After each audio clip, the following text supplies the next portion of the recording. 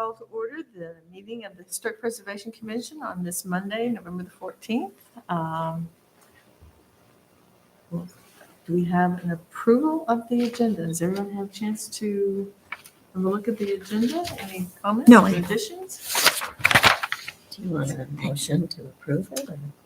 Well, yeah. Okay. I move approval of the agenda. Second. All right. And seconded, okay. Moved and seconded. Approval of the minutes. Does anybody have any comments or additions? I'll make a motion. Make a motion? Okay. I'll second. All right. Moved and seconded. We have a public forum for our fourth item. This is time is set aside for public comments on topics. Huh? In the minutes. Did we approve the minutes? We just did. Did we all vote for it? Okay. I think we're okay. Okay. This time is set aside for public comments on topics that would be of concern to the Historic Preservation Commission other than those on the agenda. The chairperson may limit each speaker to 5 minutes. Please understand that the commission is not likely to take action on your comments at this meeting due to requirements of the open meeting law, but may do so in future meetings. Do we have any public forum? No? Okay.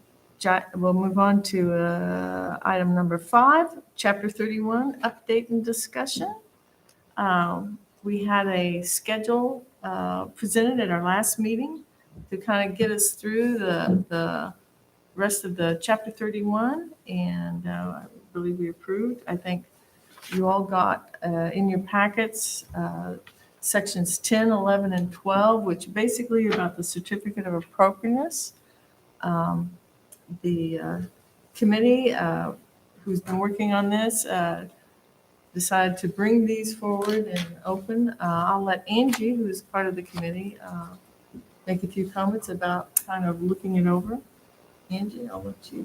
Oh, thanks, Susan. Okay, so certificate of appropriateness is the mechanism that folks in the local historic district will apply for, permission to make changes to their property. So it's part of the requirement of being in the Old Town neighborhood currently.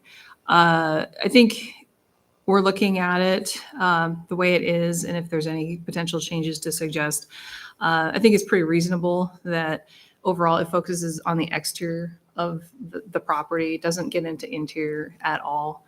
And I think there's a balance between the usability and livability.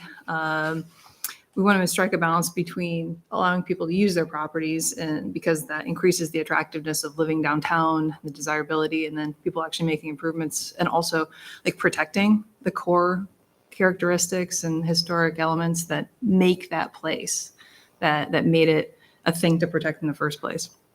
So just wanted maybe to set the stage here of some questions, and then I think maybe we wanted to come back and discuss it in more detail in December, So I live in Old Town, been through the process once, been kind of halfway through the process a second time, I would say. So, and I've had some good experiences. And so the comments or the questions that I just wanted to maybe suggest are somewhat minor, but I feel in terms of our objectives of, let's increase the usability, the livability. I feel like it'd be more user-friendly from a residential standpoint. So a lot of these just come down to what is covered and the clarity in the ordinance that, says whether things are covered or not. So that as a homeowner, I know whether I can put improvements in or not. So first, I would maybe suggest, let's ask, what are those core historic elements that are worth protecting? So right now, anything that has a design guideline in the ordinance basically is covered by the certificate of approval or appropriateness process, as Ray had indicated in our earlier meeting. So are all of those elements really character defining, or are some of them maybe things that could be more flexible? Siding, for example, is that a thing? Roofing, for example, is that a thing? And the reason I'm asking some of those questions because it tees up future discussions on building materials, building envelope improvements, insulation, that sort of thing. So let's think about what elements really are key historic elements that need to be covered. And then maybe the flip side of that, what does not necessarily need to be covered. Minor things, outdoor structures, decks, patios. Are we really keen on covering all of those sorts of elements, or is there a certain subset that maybe we don't really need to? Okay. And then related to that, I think once we have review and ask some questions of, okay, are we covering the right things for the right reasons? Then it's just a simple, straightforward, all right, is the ordinance clear on that for, the homeowner looking at it to say, oh, okay, I see I need to apply here, but not there. One example that I've run into with our recent project application was just whether or not a garden structure needed to be applied for, because I feel like there's maybe a little bit of unclarity in the text of the ordinance as far as whether something needs to be a building or whether anything in the yard needs to go through that process. Okay. And then one last thing I want to maybe suggest for future discussion is to make sure that the process is as, not to say easy, but as straightforward as possible. So I want to say that Ray and Eloise, I feel in my experience, have done a fantastic job of moving us through, making sure that things made sense and pushing it through. One thing we did run into with our porch reconstruction is the need to have a full site survey done, even though we were reconstructing it exactly in the same footprint, which costs several $1,000s to have a professional surveyor come out. And so maybe question, so I understand more detail, is where does that requirement come from? And, is that something that's worthy of discussion to see if there's some flexibility there? Because when I look around the neighborhood, the deterioration of older structures is maybe the first and foremost thing that I'm thinking of, and people that are trying to redo their own porches. Do they all have to go through that or not? So it seems like kind of a hurdle. So that's my personal opinion on maybe some of the questions that we could be asking as far as these sections, to make sure that they are clear and transparent and really work for everybody in the district. Thanks, Angie. I appreciate it. Are there any other comments about looking through the certificate of appropriateness? Question, two questions. First, what are you asking? Are those good topics to discuss next month?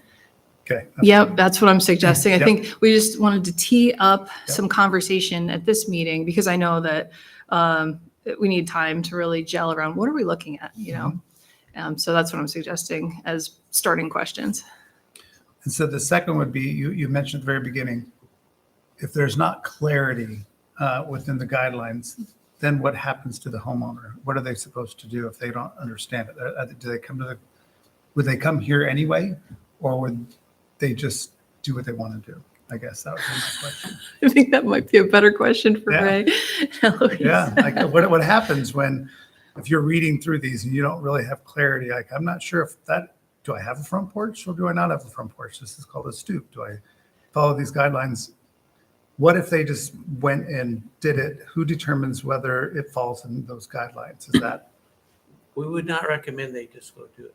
okay? I would agree. And that's why I'm curious. If there's no clarity, then where does it Well, we would encourage people to call us or email. Okay. They could contact me. My email and phone number on the website. Any of the planners, really. But we try to inform them up front as to what's allowed and what's not allowed. We don't want them to get into a situation where it's now an enforcement matter, and they have to tear something out. That's expensive. It's not fun for any of us, No. staff included. So we prefer to give them some guidance up front, so we would encourage people to contact us and if they have questions. Ray, you said that twice up front. Does that mean once they start the process? Or Well, before they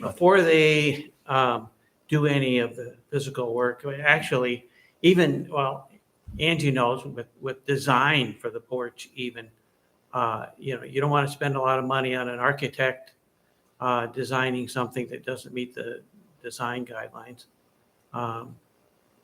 So as soon as they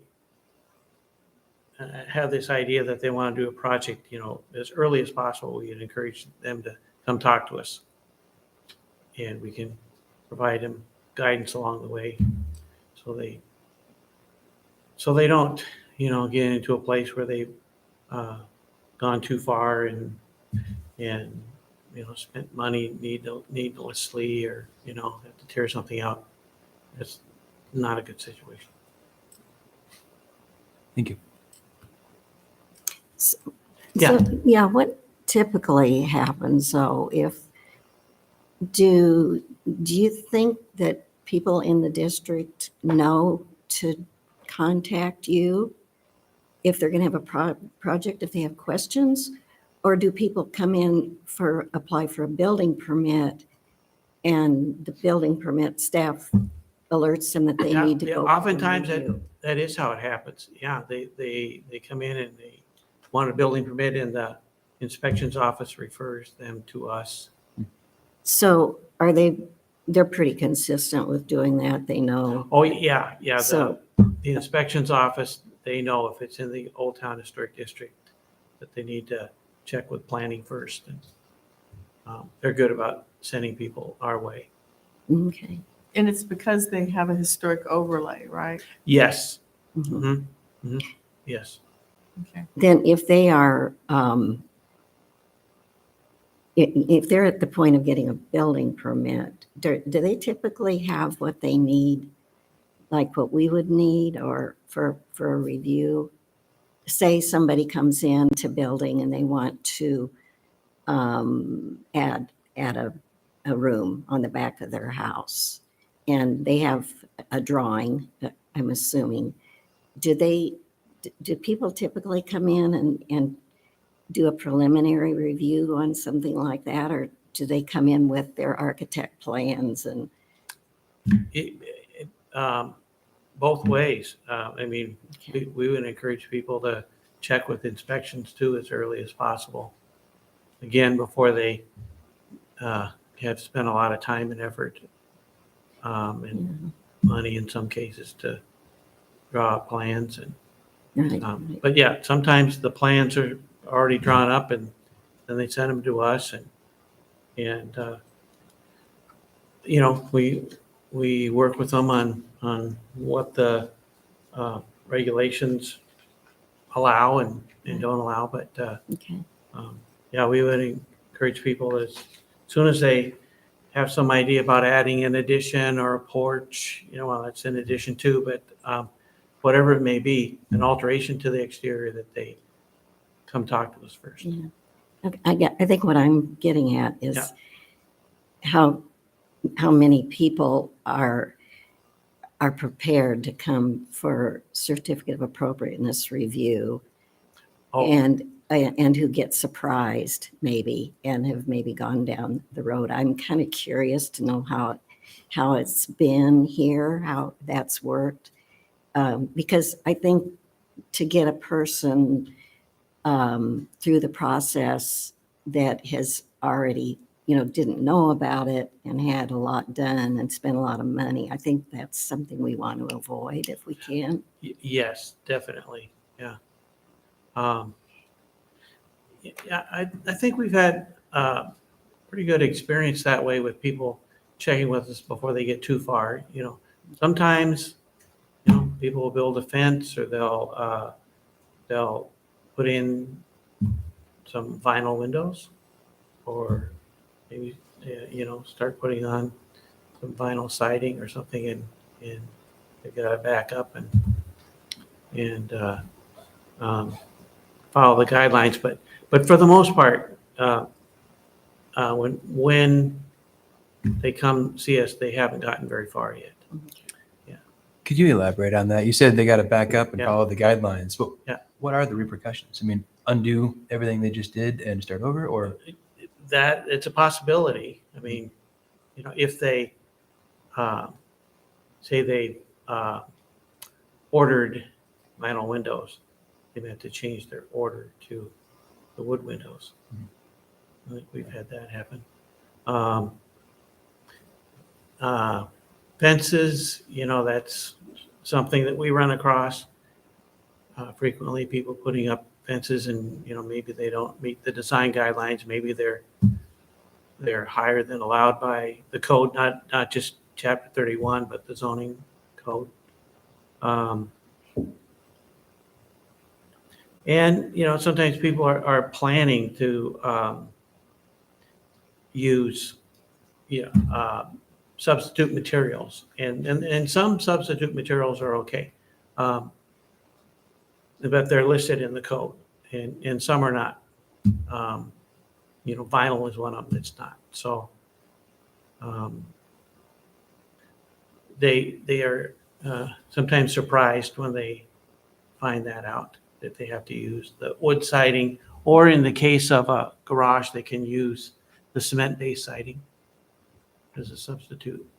And sometimes people are surprised that their garages are regulated by the code. And that hasn't been the case for the entire time the district has been in place. That's more recent, that once the council adopted the inventory that was done for the National Register nomination of the district, then garages were part of what was regulated, and that's when the code was amended to include guidelines for garages. When you say, this is somewhat off topic, but I just want to clarify, when you say they've been surprised about the garages, that it's reminding me, I think at one of my first meetings, or it was when I looked at the video of some past meetings, there was a mention about how much do the realtors who sell properties educate, or how much information do they have so that they can provide good information to homeowners? And I don't know if that was ever visited with again, that idea. Occasionally someone will come in and say, well, my realtor didn't tell me Yeah. I couldn't do this.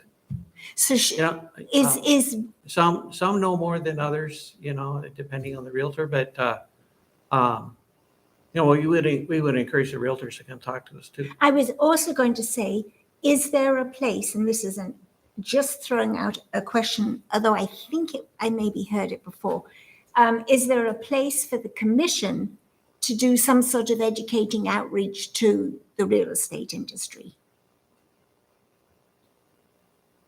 I think that's one thing we've decided with looking at the code and possible revisions, is that maybe the public education part of what people need to know, maybe we need to focus more on that. So that's something that the committee talked about, and is part of that plan that we approved last year. But if that's where the problem is, and I think that's what we're trying to figure out, is if it's just a misunderstanding of the code, or if there's something confusing in the code that it needs to be treated differently, or if it's just a matter of making sure that we educate the people that are in the districts or that have a landmark. So I think I think that is the concern, is just to make it as easy to administer as we can and not have surprises for anybody. And because it is really difficult when you get somebody that has spent money on ordering new windows and they can't take them back, and the commission says they can't use them. So I think that's what it doesn't happen often, but it's pretty devastating when it does. So I just think that's kind of what the vision of revising or looking at it, and going over everything and finding out how staff has experienced it, and just see if what we need to do, if anything. You know, Yeah. Would put You know, effort. the other people that live in the district are very helpful too. Many Yeah. times, someone will call or come in, they'll say, well, my neighbor said I better check with you. Mhm. Yeah. Yeah, there's Right. probably a Right. lot of word of mouth when you move in, and then the neighborhood association. Yes, they have a strong. Yeah, I mean, personal experience, I think our realtor was very good and she advised us about the overlay. So we knew before buying the house to look at the ordinance. But, your mileage may vary. I think that the idea of spreading the word is really solid. Neighborhood newsletter is one avenue for that to remind the current residents. Just, if you're thinking about this, this is who to reach out to. And the idea of going and talking to the realtors, maybe as part of the educational piece of the commission work, that sounds really sound Or too. producing a mailing or something. Yeah. There's obviously a lot of realtors to visit with. Mm-hmm.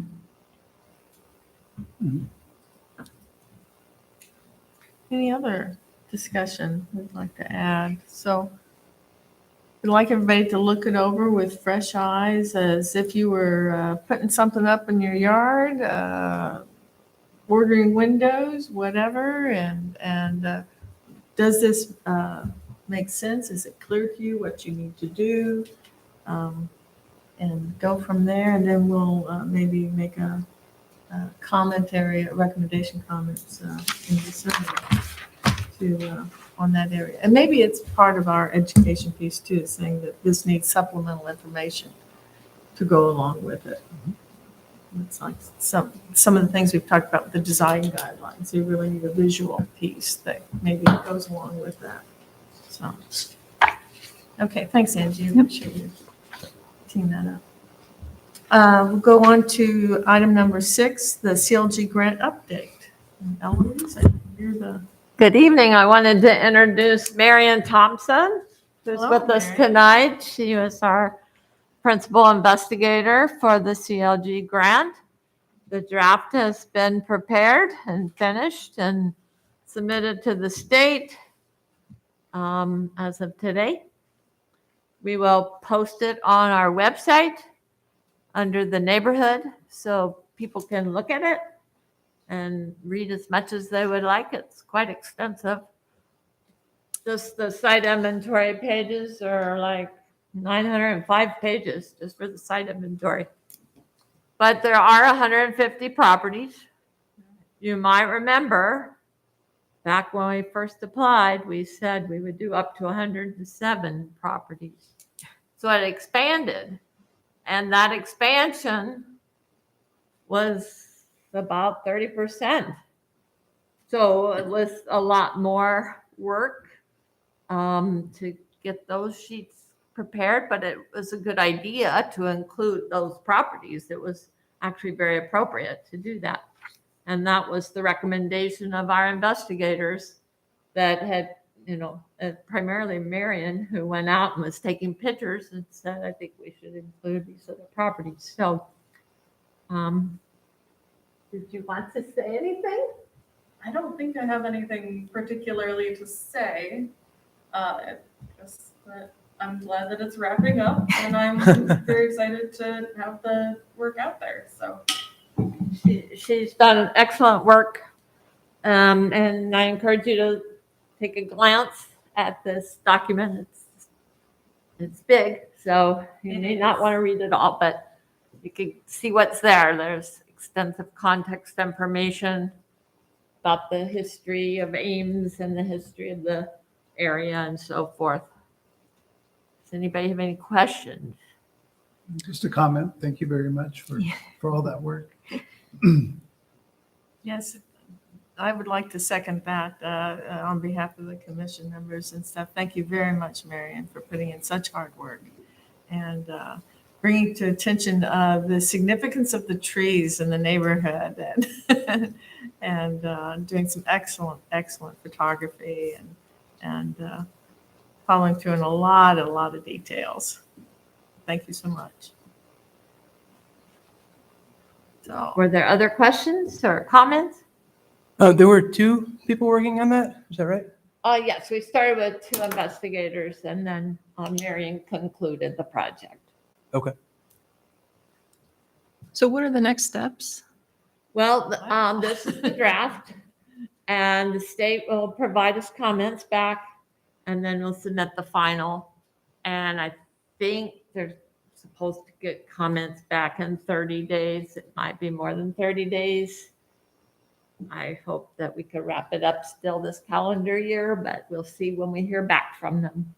But it's my understanding that with the intensive level survey, they don't scrutinize it as much as it would be scrutinized if it was a National Register nomination.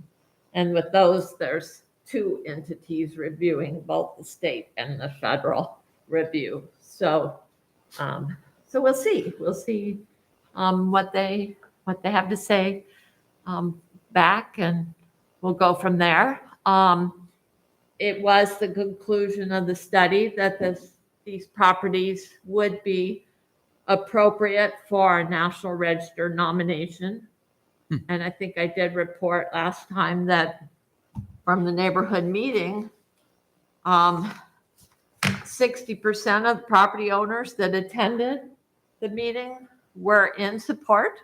Just as a real quick, a poll to see who was in favor, and 60% said they would support a National Register nomination. So that's something, as you're talking about your work plan, you might want to consider, because there is a different grant through the state that's available for application. I believe the deadline's in May or something like that. But to do the National Register nomination, there would be some expense involved, and pursuing that, I think, should be a high priority. But of course, you would need to get the city council support, and there's other priorities that they have for the planning department. So they would need to hear, I think, loudly and clearly from you. Eloise, when you apply for the National Register, can you also, in tandem, apply for local status as well?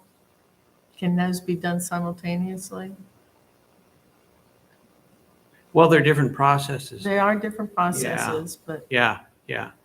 I guess we've never had that done at the same time. okay. I mean, we've had one follow another, but I know when Old Town was established and it was first a local historic district, Right.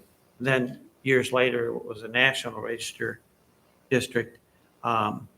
The State Historic Preservation Office always told us, well, Ames did it the opposite way of what we see most people do.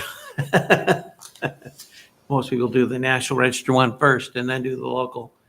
But, there wasn't anything wrong with doing it the local district first, but I haven't seen them done at the same time before. But, Okay, might be something, Be a I don't know, that possibility, we I could look suppose. at. I mean, I know they're 2 different processes, but you're reviewing somewhat similar information, And excuse me, you go first. Go ahead. Who would be leading that? The neighborhood association or commissioners? How is that going to play out? Do we know? Well, let's see, what is our work program coming Oh. up here? Item, Next. next. That would be, might be something that we talk about in the work program, how we want to see this proceed. Do we do a follow-up? Do we have a relationship? Would you say there's a relationship currently between the commission and the neighborhood association? Well, we Is had that really good associated? attendance at the meeting, but Right. people haven't really been, they haven't been taken charge to ask very much follow-up questions or participating, and maybe they're thinking it will proceed with, I don't know. And Okay. I think they're willing and interested, but they're reserved, would be the way I would. You said 60% of those polled that night were on board. Were the other 40 opposed or just abstaining and didn't care? Or? I just went by the ones that we had dots. So what we had is at the end of the meeting, we passed out some colored dots and we had a map and we asked them before they left to put a dot on the map. And if it was a certain color, it meant they were in favor. If it was another color, it meant they wanted more information. And then the last color was that they were opposed. And only one person said they were opposed, Okay. or one property was noted as being opposed. But there were a lot of properties that weren't in attendance, and there were some who didn't put a dot on the map to indicate a preference. So I can't speak for that 40%. But of the numbers that signed in, and there may be people who didn't sign in as well, on the sign-in sheet, but of those that signed in that were from the neighborhood, 60% of those people were supportive of moving ahead Okay. with a national. And we didn't ask about a local district in that poll. It was just the national I district. don't know that most people would generally separate that in their mind, to be honest with you. I mean, we may know of that, but I don't know that they would separate that in their mind as a recognition of a historic area, so. So what do you mean? So the other thing I would just comment again about is keep in mind the budget, Right. because each department was required to submit their initial budget Thursday of last week to finance. So the budget process, which the new year doesn't start till July 1st, but that process starts and it gets going with the council pretty much in January.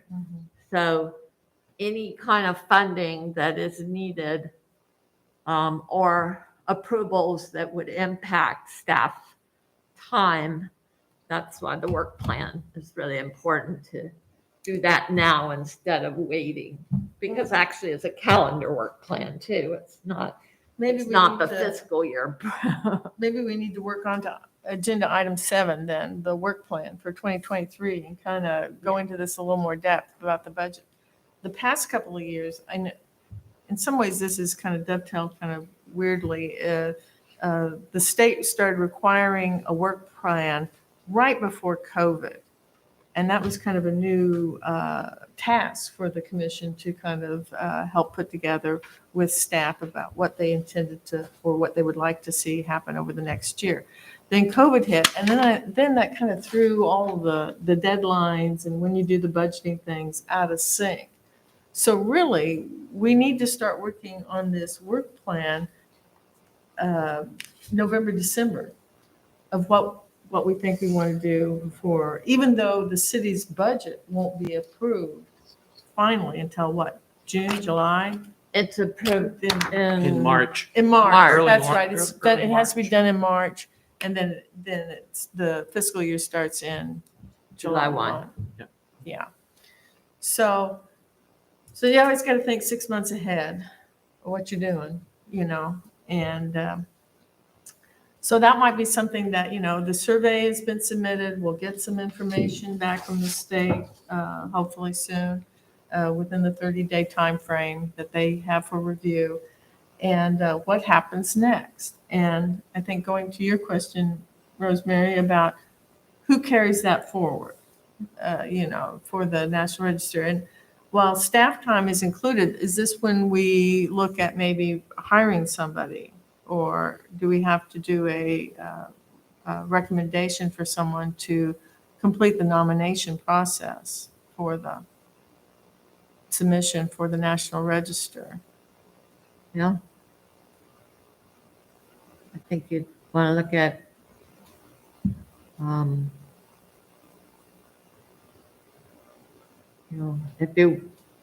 there is this grant you could pursue if the council supported that action, and how it's the in-kind funding, if there's a match in dollars, or if it would be, So but it could be that you hire through the grant, you could hire a consultant. So the grant is specifically for communities that wish to make National Register nominations? It's one of the items that could be funded under the grant One of the program. What is the grant program? Which, I think I what have is it it here. called?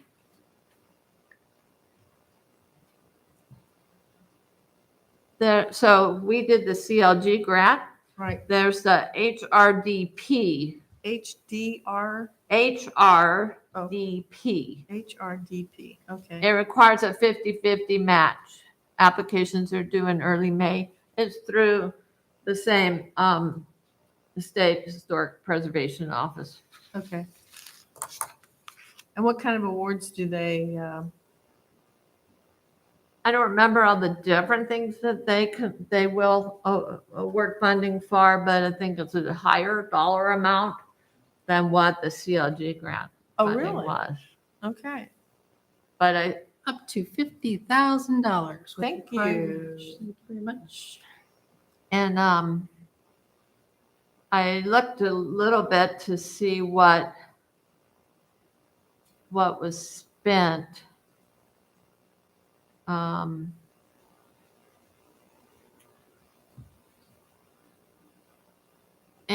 it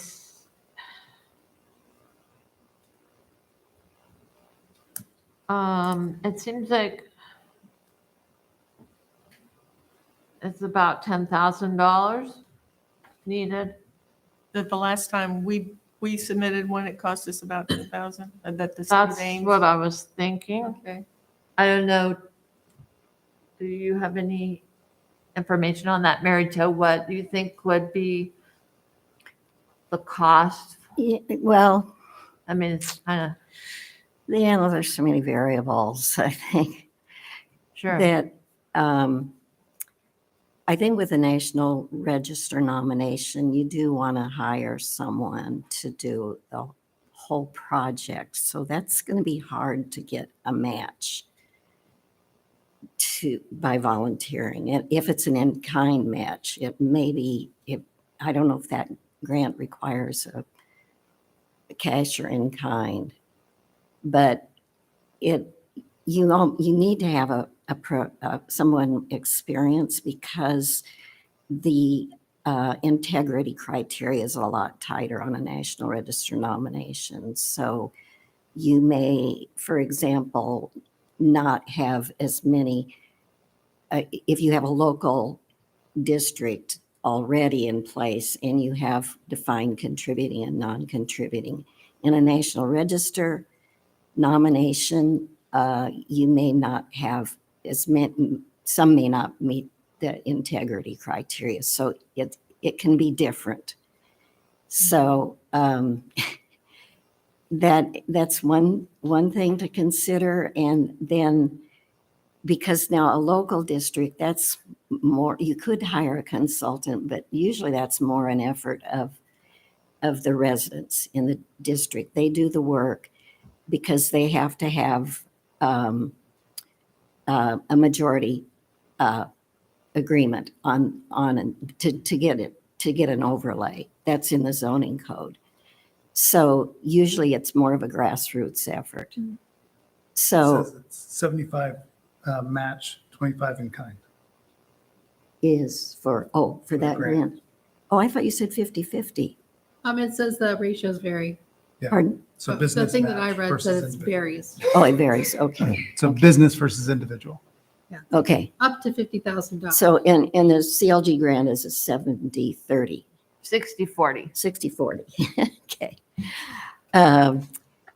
So and then the other difference between a National Register district and a local district is, for a local district, you have to have the 51 or the majority property owners agreeing, whereas with a National Register nomination, that they just notify all the property owners, and if there's a majority that object to it, then it can be determined eligible but not listed. Oh, that's useful information to know. Mhm. So there's it's a different process and just different levels of criteria on what you decide to do. And the only advantage of doing, if property owners are concerned about protecting their district, then the best route to go is the local designation, because that provides the review process. National Register, you don't get that. So it really depends on what the neighborhood themselves want. If they want the honor, and then it's a more strict criteria to get to have that honor, or if you want the protection. So it's kind of, it depends on what people want. So. And that goes to my question. My question, in regard to the polling that took place in the meeting, which was kind of, just getting a sense. Right. At what point do they, as an organization or a neighborhood, do they get to make the decision, or is this something, because to your point, who's driving this? So does the neighborhood get to drive this and make the decision of what they want to do in that neighborhood, or are we saying, yeah, we want to do that for that neighborhood?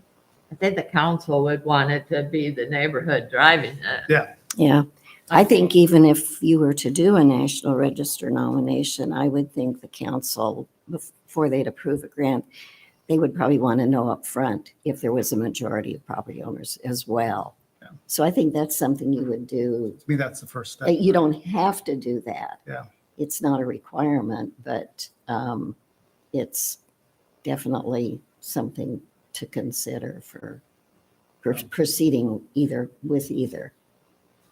It'd go to a lot less complaints of people showing up to the city saying, I can't change my windows because of what? Because they have no idea. And I think part of this whole intensive survey process was to bring attention to the fact that we do have other neighborhoods in Ames that could meet criteria of being historic. And I think a lot of the residents kind of suspect that they live in a historic area, or it has the qualities that would certainly meet the definition of that. I think this is where the education process kicks in of the commission, where submission of the survey, getting the comments, and then making the history known. A lot of the residents know some pieces, but maybe not the whole piece.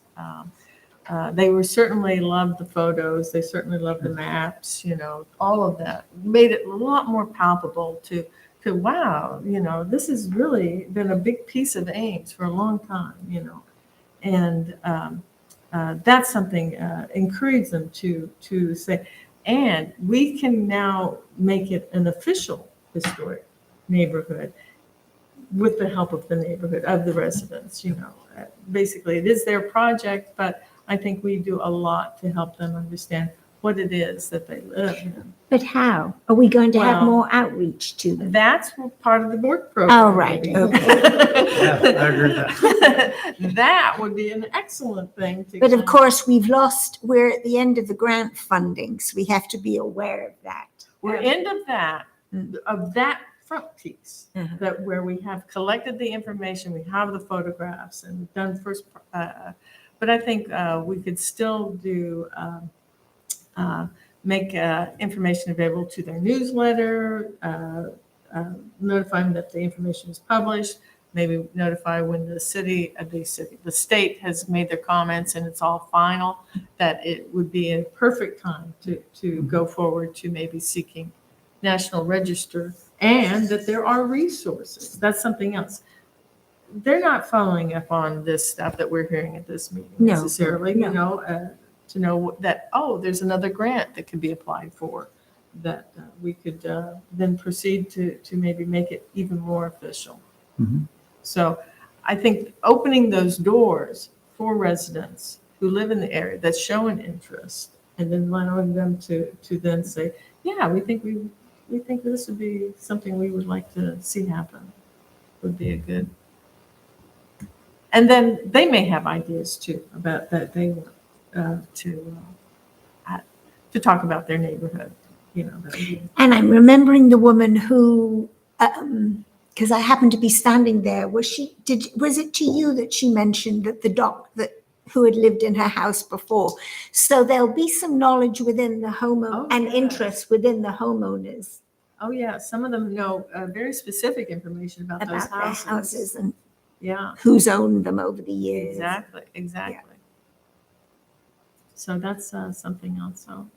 So when we're talking about the work program and, Mhm. uh, Are we on that now? yeah, we are on item 7 here. Let me see if I can pull up the thing. Education is, you know, one of our big pieces.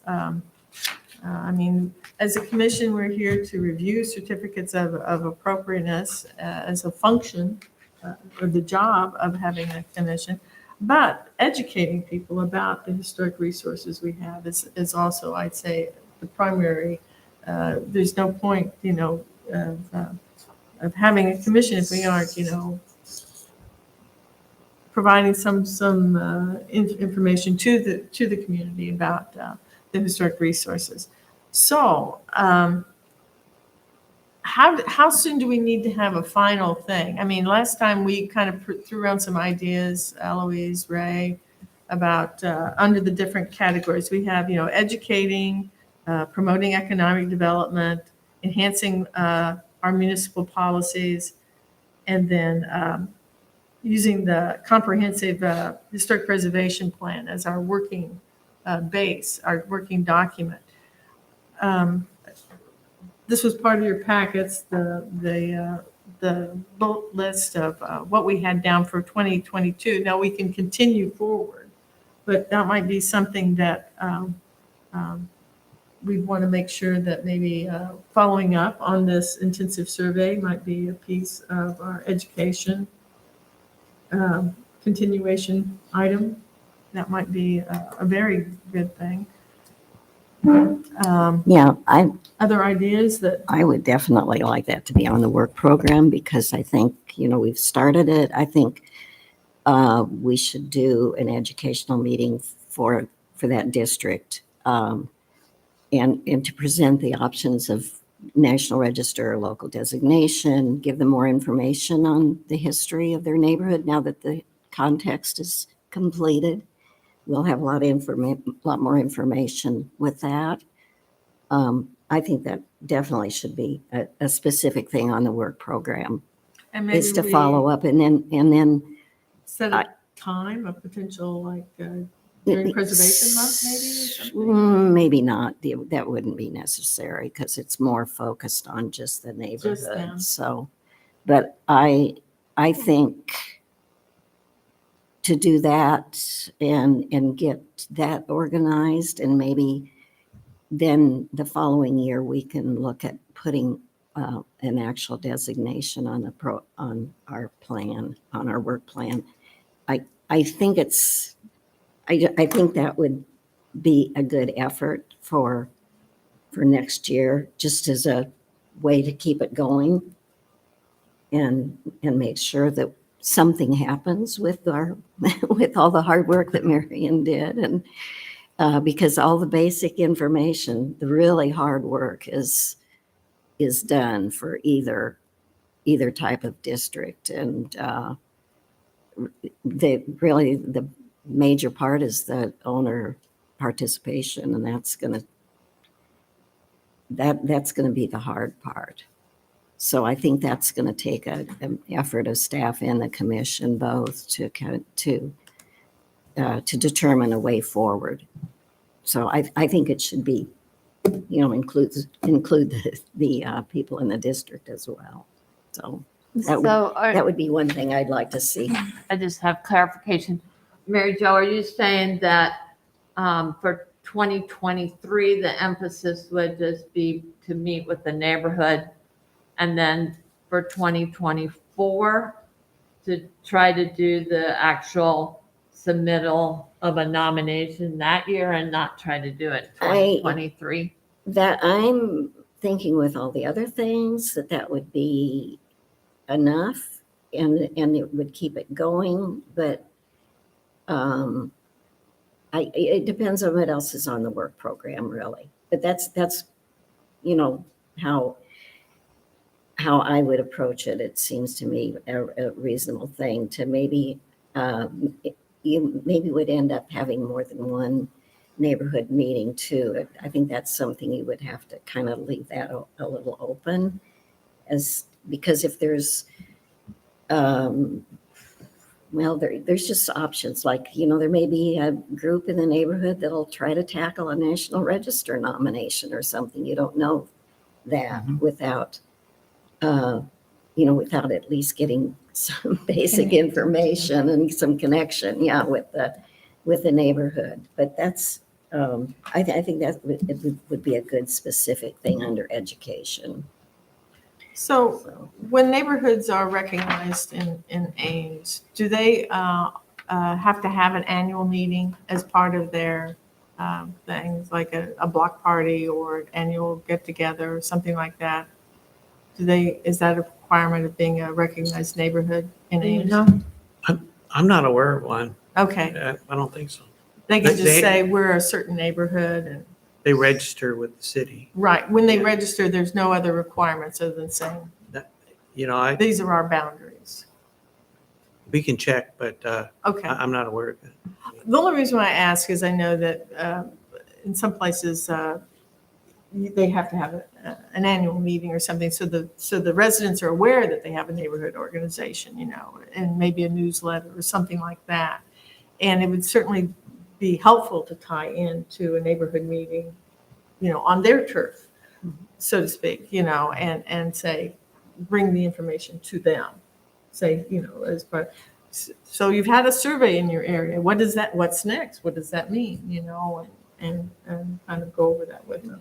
But if they don't have that, you know, that doesn't mean we can't invite neighborhoods, the residents to a neighborhood meeting. well, if it's, I mean, a neighborhood association could be totally different boundaries, is the only thing. Yes, it If you're- can be, but usually it But will for include us to the- work with them, that makes a lot of sense. But if you're going to do a meeting for the purpose of a district, you want to have people that are affected by it. Right. So, but yeah, definitely working through, there's many things we could probably do through Old Town Neighborhood Association, and, you know, those are things we could do as well in outreach portion. Would it be feasible when you post the report on the website to put an extra blurb about next steps, who they might contact, get some education around the report? Sure. That's easy to do. I mean, I don't know if it's feasible or worth it or Well, valuable. that's the other but- thing, you know, I was wondering if they had like a newsletter that they sent. I know that the boundaries could be different, but typically it's like if there's one or more, you know, neighborhoods that are included. I think in this case, there's one association for sure, and there are probably more properties that are part of that neighborhood group, but you could certainly extend it beyond that, you know, just to encourage more participation. So that would be something that, To go to your point, can we ask that maybe it's posted like on the city Facebook page and those kind of things when it's actually Yeah. published? Mhm. Yeah, it's a good one. That's a very A lot good of one, people. yeah. sort of hit pick as up on much Yeah. as possible, sort of. Well, we can maybe do a link or something. Yep. Yeah, so we can That's a great idea. have our PR people push it out to social media. Yeah, That's Twitter. available. Oh, Yes, would someone from the audience, Chime in Marion? on just one note. Sure. There may be a point where the committee or commission wants to reach out to specific homeowners because their homes are individually eligible. There are 3 properties that we identified that we thought would be individually eligible for the National Register of Historic Places. Wow. Good point. So Oh, that that's is, something that you might want to consider. And then that's identified in your report, right? Yes. Mhm. Yeah, so that's another layer of individual recognition that needs to be also brought to attention. Good point. So under education, I think one of the bullets most definitely will figure out, the wording for it, but most definitely one of the items would definitely be the follow-up of the intensive survey and educating the residents and the neighborhood organizations that may be relevant to know what the next steps may be for recognition.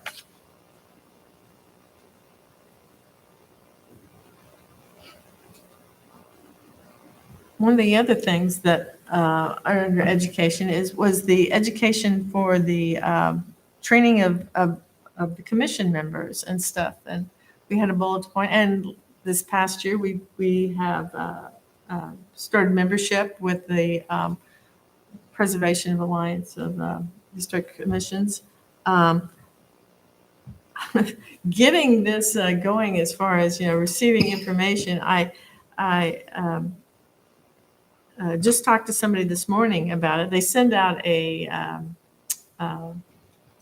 spreadsheet where you could type in the members of the commission, say, we haven't been getting stuff, blah, blah, blah, blah, blah. And so they said, oh yeah, here, fill this out. I said, okay, I'm trying to fill it out, but it's not letting me. She said, oh, you've got to print it out and then send it to us. Yeah. And it's like, sure, why not? It's like, let's make it easy. So we will get this going. So we will have, but they have a lot of education opportunities, and maybe that's something I'd like to continue seeing a bullet point on training for the commission. I know we have different state opportunities during the year. They do a preservation statewide meeting, and I think some of the other cities occasionally have workshops and stuff that are available for commission members to attend. Part of our budget includes covering any fees that might be required to go to some of these things. So that's something we want to keep that in as we're looking at budget items. But we also would like, I would like to look at with the National Alliance Group is a workshop that Ames hosts one as well, either for ourselves or have it open, to other communities to attend as well. And they have a list of different things, and maybe we could determine what might be inappropriate, and that could be something that another member or whatever could kind of research a little bit about, what some of the workshops are. But keep that as an item on our thing to look at what the Alliance has to offer that we could put on this next year. Well, how about putting the work plan item to pursue having one of those events, hosting one of those events that they put on. I think they call them Camps, they do. And I think, that would be giving the commission more in contact with that organization. Right. And then that, if they had one here, it would be open to the community. Well, So, one was done this year, I think, through Cedar Rapids or whatever. I think Laura sent out a notice on behalf of one of the staff had gotten a notice that from the state that a camp was being offered at one of the area mhm. communities. And I just think we need to be a little more aware of those. We need to see maybe what was recently offered and see if there's something else that would, I don't want to offer the same thing, but, see if we can invite, So would we present it, or, well, not me, We but, would host. basically. and then do they provide speakers? The Yes. association provides Yes. the training. They bring in the expertise, Mhm. which is usually top-notch stuff. They're really good people, so. And is there a cost for that in Well, terms of that's what we budget? got to find out what, Yeah. how much, whatever. And if it is, we need to make sure the budget, we get that in for potential budget. I would think the city council would love us to have that Ames in the limelight in that way. I can't speak for them, but Well, it's kind of, it's a membership thing that we haven't really pursued that much, but it's been there. And I think we need to be a little more actively involved in it. And several of the state communities are participants, so I think we've definitely got some interest. So that would be something in continuing training. Maybe I'm kind of edging this next slide is participating some of the public education kind of stuff. I know that Edie and Rosemary were kind of looking a little bit, or that's one of our community education topics maybe for this next year, but I'm sure, in talking, there's probably things that would carry over for 2023. It would be interesting because, like again, we were talking about how it would be similar to Music Walk, Art Walk. They do those things every single year.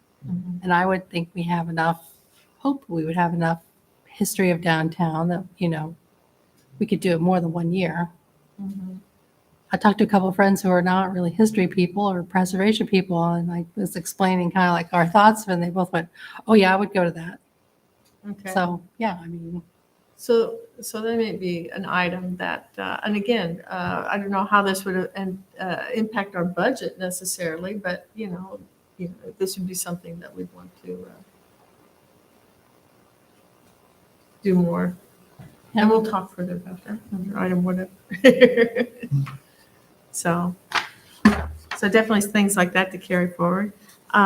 Promoting economic development, there are past activities that we've done that have been really significant and very well attended and appreciated, that it might be time to, maybe we didn't do one this year as much, but maybe this coming year we want to, I know Angie's brought up some things that, tax credit things that are always worth refreshing our memories about. So again, maybe speakers, so it's something like that, would want to have that as a potential budget item, bringing somebody in for that. I don't know what the other guy we had a couple of years ago, how much that is for an honorarium or whatever, but be able to at least have that as a possibility.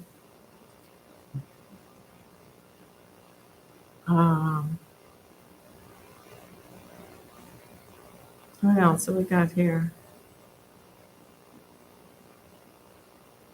We're slogging through the municipal policies here. And I think some of it was a big bite, and how to make this doable. So we have something, I think we've got a better understanding of how we want to maybe see more visual, more explanatory secondary pieces that go with, some of the ordinance.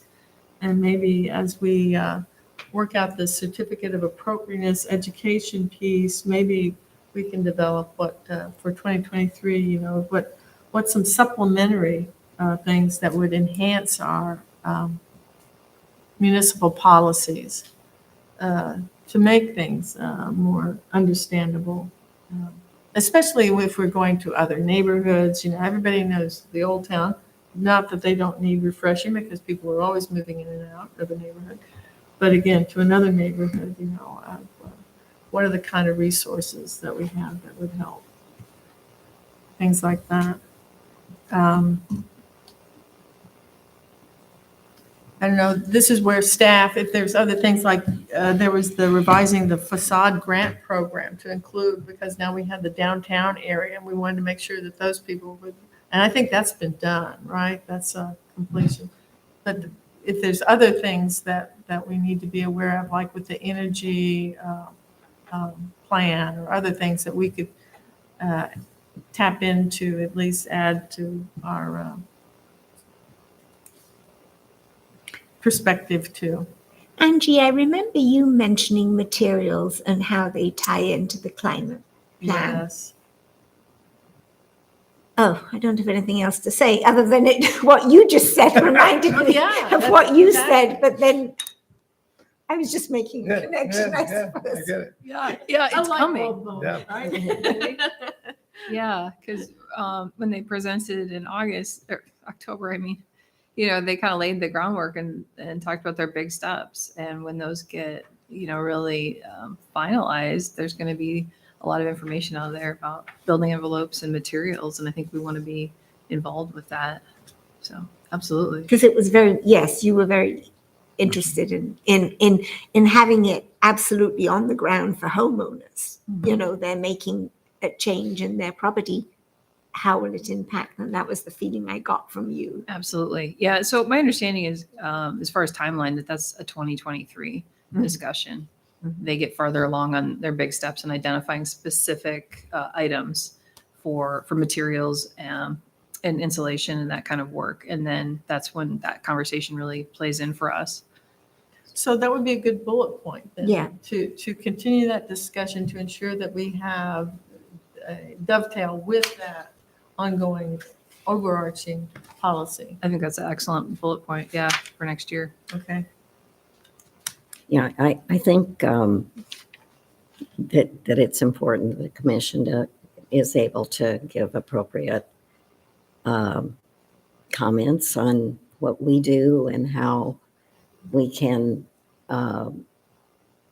provide information on what we do so that if there's I worry about the climate action plan kind of overlooking the fact that historic buildings have value as far as contributing to climate change, and because of the fact that you can rehab a building and you can make it much more energy efficient, but ways to do that, and instead of demolishing a building and rebuilding all the energy that takes, and the dumping, that landfill issues. And like, if, for instance, if the climate action plan talks about retrofitting, which is one of the big bullet points in their program, and further down the line, they decide that they're going to provide incentives for new energy efficient windows. That's very much in conflict what we're trying to do. So I think we need to give some input on that, the fact that you can do caulking and some, things that you can do to make a historic building more energy efficient too. So I think that's something it's important for the commission to give input on. So whenever that's appropriate to do that, I think we need to be ready with making some comments on that. I think, Matt, didn't you say that there was maybe somebody you'd looked at as a potential education speaker that might be along those lines? Yeah, I've reached out to my contact in the Dubuque area just to see if we could get that name. He has not responded yet, but I will get that information. But that might be, keep Yeah. that in mind, because that would be a perfect thing to Yep. bring in. Okay. So I think we're going to stay on track as far as our reviewing the Chapter 31 and making the comments, so that'll still be an ongoing. Try to be a little more focused in our bites of work here as we get through it. It was a big fish to swallow there at the beginning. And then using the comprehensive preservation plan as our working document, I think that's an ongoing. And it is part of the new 2040 plan, comprehensive plan. Is that correct? It's a component of the city's comprehensive, the preservation plan is. Yeah, I think Yeah. I think it's considered part of it. That's what I thought too. So I don't know that I don't know that that affects anything, but we just need to be aware of that. So if there's other things that come to your mind that you guys have thought about as far as education, promoting economic development, some of our policies, I think one of the policy things we might want to think about is our bylaws. There were some comments this past year about maybe some bylaw adjustments as far as membership of, on the committee, on the commission and things like that, that we might want to update. So that might be, this would be the time to make sure that we review that. So, Do you want that on a future agenda specifically? Or? well, I think probably it will be. I think I think it's kind of baked into our processes that we look at the bylaws, I think when, sometime in the spring, I think after we get new members on. Oh, But that's kind of a traditional time for that to appear. But I think thinking ahead, those of us who've just done the past year, and I think there were some questions when members were leaving and coming on and stuff like that, that we do have some questions that maybe we have, maybe some tweaks that we want to consider for this next round of review. So that would be on the 2023, at least a bullet point, to review our bylaws more intentionally. and who has the power to change the bylaws? I think we recommend to city staff, the bylaws are kind of our way of operating, right? I don't think it has to go through council, does it? Well, if you're talking about something like terms, That might. that would have to go to council. Yeah, that's you know. in Right. the ordinance, so that's in the code. That's in the terms. Yeah. Mhm. Yeah, I think But we some were of the- thinking about just to protect the quorum, that if a commission member missed so many meetings Oh. without notification or anything, there would be a method. I think that was the one. That was one thing, thing, wasn't it? and then the other was that how soon people could come back to, if Oh, they've right, been if they away, could serve again. serve again. Mhm. Right, well, yeah, there's a thing, and I don't think that's part of the ordinance. I think that's It's something not, that's not it. we were gonna check some of the other commissions to see what their policies were. And then also the makeup of the commission, that was something, do we need to make an addition of the types of people who may have interest in serving on the commission? Yeah, the code has it in there, but it's not very specific. It just says that at least 2 members of the commission will, if feasible, be professionally trained in preservation-related fields. So Pretty broad. that's kind of covered Right. in the code. Somewhat, but then in the bylaws, we're more specific about at least someone from the different, if there's a district, we make sure we have a member from a neighborhood Oh, that's a right. part of a district. We also have had relationships with the business owners on Main Street, and perhaps we have, maybe because we rely so heavily on a lot of the information from ISU's faculty and their preservation certificate program and different departments. Maybe we have a stronger relationship with that. That's proved to be very beneficial to the commission in many ways. There's just different things that we could talk about that we've kind of don't have a whole lot of guidelines, but it would be nice to make sure that we have some support along those lines.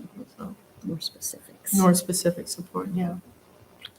So, anything else that we can talk about this? When do we need to finish? Let's put it this way. When do we need final recommendations to you all to get the work program? I know the CLG requires it.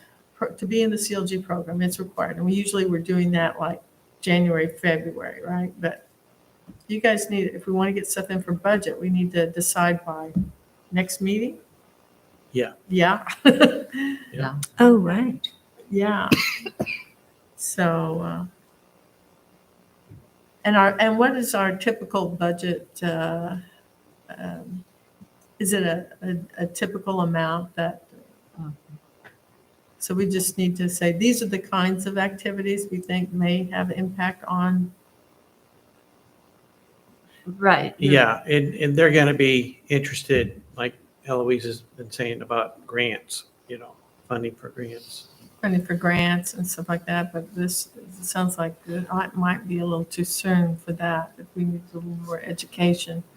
So maybe having, beefing up our education activities, which might include speakers and see if there's any cost in hosting a camp and things like that. So, okay. What Jill, else? do you want me to follow up on that? On the On Preservation Alliance? Preservation Alliance camp, or, Yeah, I think the camp, what To costs see are what- involved? yeah, to find out if there are costs or exactly how it works. Right. That gives If us a little bit better. If we host. If we so- host a camp, what does that mean? I'll see if I can get somebody in by next meeting so that we can have more specifics for the They've been work very program. responsive when I call on the Okay, phone. okay. I mean, they're a capybara once I've got them on the phone. So, but, Yeah, okay, yeah, if, I can follow up on that if Okay. you'd want me to, and that way we'll know what we want to put on the work. we can at least program. ballpark for the work program. Mhm. That would give you something to go by. Anything else we want to think about? So in December, we come with bullet points on our plan, and a lot of it will be continuation, but I think we'll have a pretty good set of activities. So I guess we can segue into agenda item 8, Rosemary and Edie, if there's, and you provide a little bit of what you have what you had looked at this last month as potential ideas. I'll turn it over to either of you, whichever one wants to jump first. Well, we just kind of like hammered out like an idea of what it is we kind of thought this would look like, Yeah. and kind of just debated about. We really kind of looked at who would be involved. So it wouldn't just be us, but if we did this thing where it kind of went along the same lines as, like I said, the art walk and the music walk, that it would be the downtown merchants, the chamber, of course, the business people. And like I said, it'd be really interesting to see if we could go even like a step further and go really wild, if we could, and find people who would be willing to come in character and have them stationed at the various, whatever we chose for, like the businesses, the buildings. And they would be prepared with their own, script and talk about it. And people could just go from place to place. We could have them do like a traditional tour and have a host. They would have to, we could have people escort groups around, but I just thought it'd be more fun because if you go to art walk or music walk, people just come and go.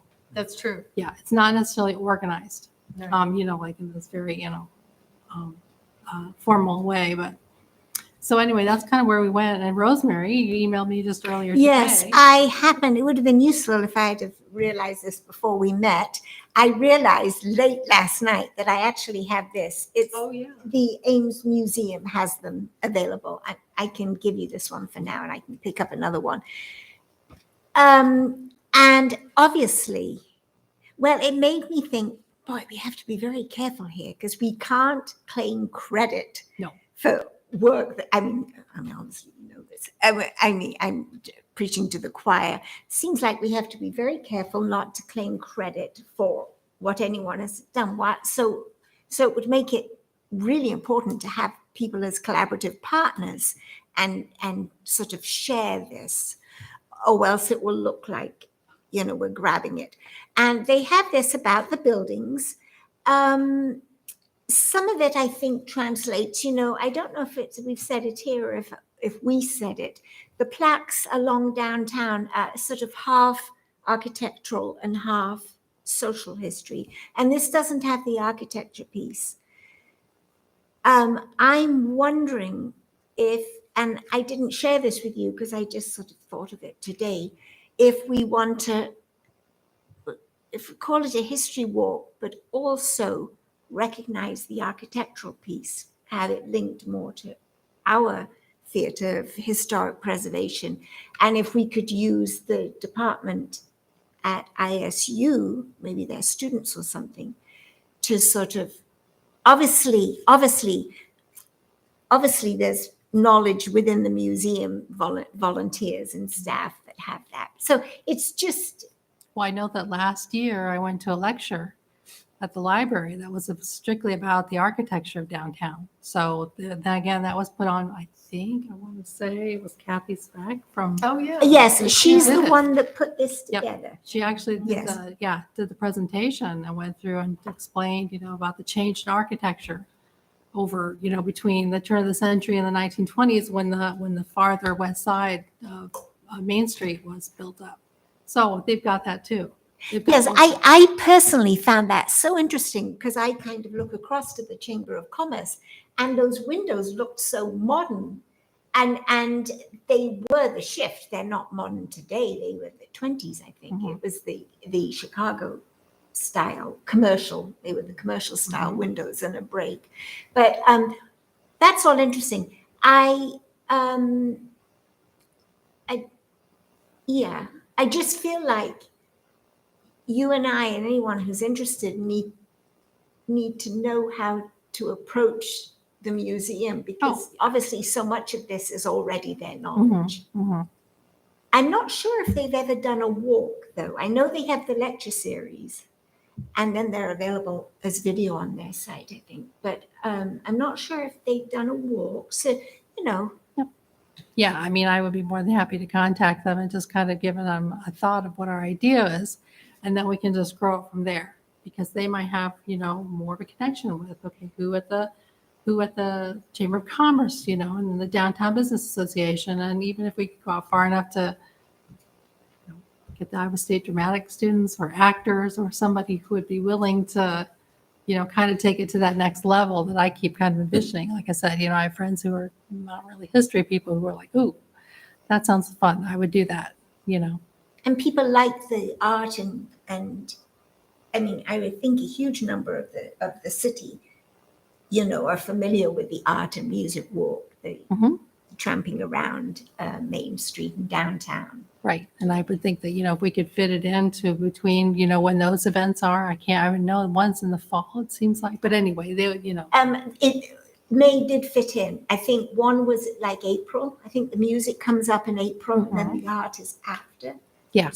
So actually May, which is our month, was Mhm. actually free. So Mhm. and actually I think it was Edie who thought, if we go with the Thursday evening, we're tying into late night shopping and that and the businesses will presumably love more foot traffic. So Evie, do you, so go ahead. I was going to say, this is very much like the suggestion that I had a few months ago that I mentioned was a city I previously lived in that had a cemetery walk. Mhm. And I love the idea of the live actors playing the part of whomever was operating the business or whatever. That's what the cemetery walk was. And of course, that was for the Cemetery Foundation. They made a bunch of money. But they had people at certain grave sites explaining their life and whatever. that's Doing kind that of here- where I here got would be the wonderful. idea was Yeah. Iowa State once upon a time did a haunted Oh, okay. ISU tour. That was like that when my little boy was like really little, and we went from the Iowa State Cemetery to Murrill Hall to, ended up at the farmhouse drinking cider, But And then, like you say, the downtown businesses that are open can still have their Yep. cider or snacks or whatever. People can just wander in Mhm. and hear and see the person. mhm. Well, That's great. there's been several events. I think one was sponsored by the library or whatever, but it was like the book nights and different things, and people would dress up yeah. as characters and go That's around. right. And That's so you right. could invite the public to dress in different ways. Oh, wouldn't that be fun? And then We the could all do it. restaurants and the bars could have specials in each of those It different was a things. book night. They get along, yeah. The that- different- And they really embraced it. And there's a lot of people. I did not dress up, but I watched. some of us don't dress up and others just dress up I at the just- drop of a hat. Well, I noticed that because the museum is expanding, and they're trying to use a lot of existing events to provide open houses so that they can get people, which actually fits in fine with, learning some of the architecture. There's almost like a little mini cultural row right there of buildings, that Mhm. Between the Pantorm and the Octagon and. Exactly. Really, house. I mean, there's just, just in that concentrated little area right there, that are there events that we could be partnering with, I guess. And in some ways, this is where using the Ames History Museum as the primary partner, that we could also be encouraging and I don't know what else, that we could do, but I mean, also do things that might be supportive to those kinds of things. So maybe that'll be, maybe our next step is for us to talk and how we'll approach them and what we'll take with us, and then reach out to them is maybe the first thing to, Yeah, the next thing to if do. you two would continue, and others, if you're interested in joining with them, I'm sure, but at least continue your discussion and your connections with the History Museum and see what might be a good event to be partnering with. So that's one way to continue our education here. I think the city of Ames is really embracing a lot of these events. It seems like there's so many more now, and people really do seem to tap into the events and stuff as a way to get to know their community a little bit better. So And a lot of them are very much downtown yes, they Ames are. / chamber based. So they'll sort of be the second thing probably we reach out to. Right. So very good, very good. It's, do you want to make this as a continuing agenda item just to kind of keep apprised and all also? Okay, let's do that. We'll have that on our next agenda as well, just to keep up with what's possible. So we're finally nearing the end here. Item 9, commission comments. Any commission comments? What's been happening or things you'd like to see happen? Or further? No? Okay. Staff comments, item 10, staff comments. Any things that we need to be aware that are coming down the road? That's Not that I'm aware of. Right? okay. Nope. Just the budget and getting the plan done, huh? Yep. Okay.